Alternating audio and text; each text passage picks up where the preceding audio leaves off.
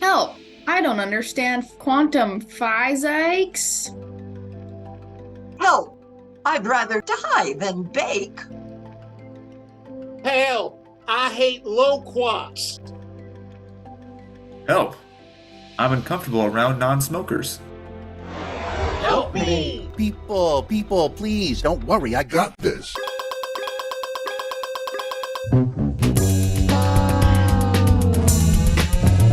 Brought to you, as always, by Guns. Hobbies are fun.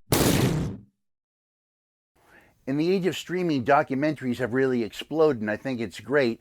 Documentaries used to be confined to art houses if they were going to be released theatrically at all. But I really don't think documentaries belong in the theater. Maybe some like an Errol Morris kind of thing where it looks good, but most documentaries look not so good, and they are fine on TV.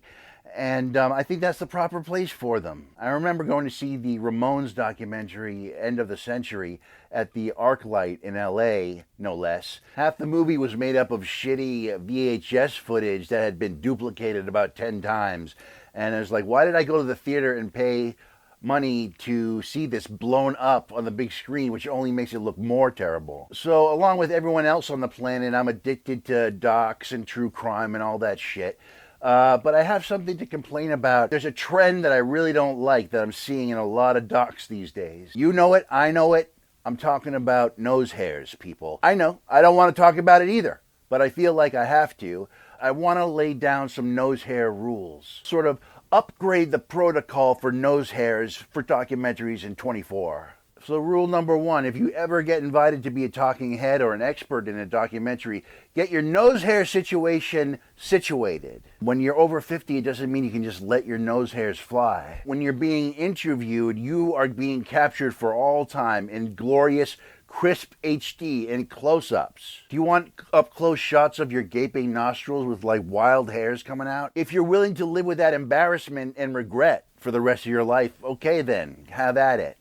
Be interviewed. Rule number two is really for people in a documentary production crew. I wouldn't want to curse my movie or ruin my production because of bad hygiene. I can't believe these directors go on with their questioning and grilling of the subject, and they can just look in the monitor, they can see these hairs coming out. It's disgusting. It totally takes focus away from what the interviewee is saying. It's a shanda.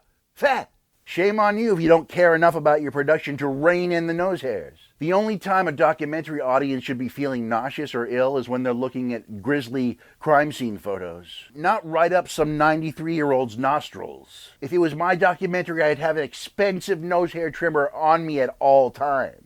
You just have to be honest with your interview subjects with the nose problem. You go up to them and very politely you go, hey, you know what, if you'll indulge me, I really just want to clip and trim just a little bit. I mean, for the good of my documentary, of course, but more for your sake. Once this thing lands on Netflix, I mean, people are going to be looking at you very close up. Think about your mental health and your legacy.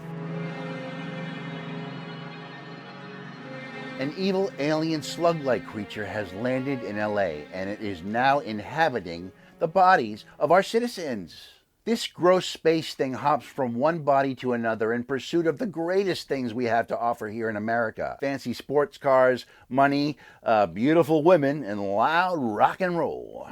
This creature basically destroys everything and murders everything in its way, and as the film starts, the alien has inhabited the body of a young man who robs a bank and then sets up one of the gnarliest car chases I've ever seen. How gnarly is this car chase? This gnarly.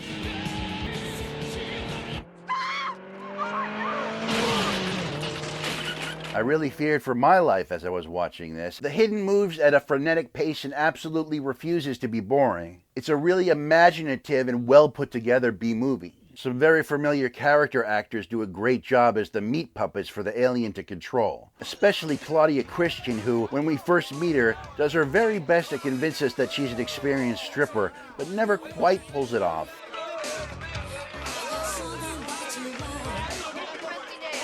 Kyle Maclachlan, a year out from Blue Velvet, makes a practice run here as an FBI agent, and of course a few years later will end up as FBI Agent Cooper in Twin Peaks. The ridiculously handsome Michael Nouri is an actor who's basically appeared at least once in every TV show ever made.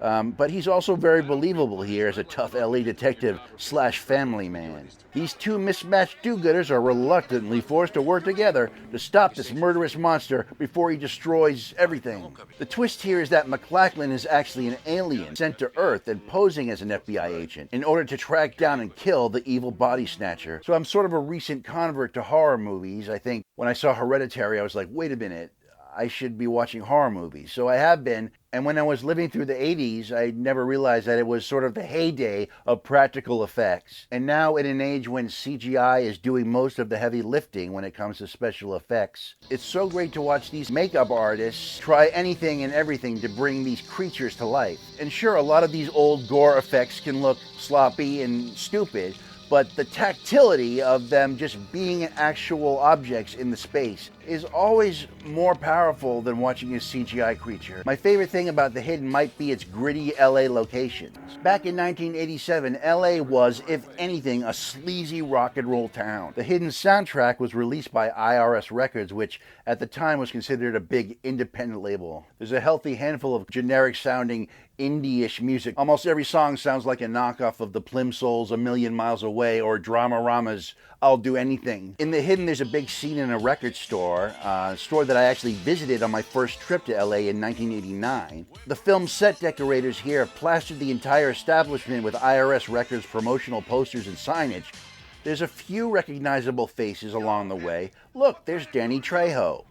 Oh, there he goes. Hey, and there's Lynn Shay, who's become sort of a horror legend in her own right lately, having starred in the Insidious movies. Her big brother Bob Shay was the founder of New Line Cinema and producer of The Hidden, and he would often include his sister in his projects. In 1987, corporate rock was really at its zenith, and a perfect example of it is The Hidden's theme song. My friend Matt and I had a name for music like this. We called it Nothing Rock. Ladies and gentlemen, I give you the fake British rock band The Truth with It's Hidden.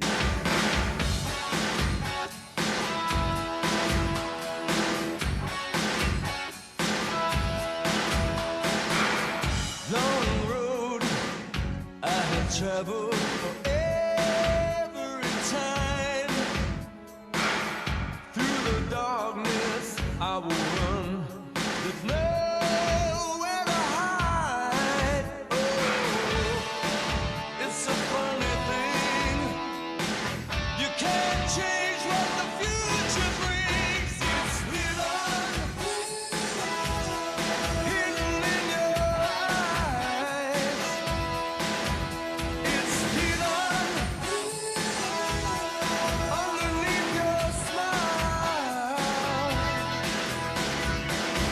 Cold rain hits like thunder deep within. A fever burns to my soul to rise again. Oh, it's a funny thing. A part of you lives inside of me. It's hidden in your eyes. Oh, it's hidden underneath your smile. Thanks for watching, and please like, comment, and share. Most importantly, subscribe and hit that alarm button. Remember, I have a film degree, so you don't have to.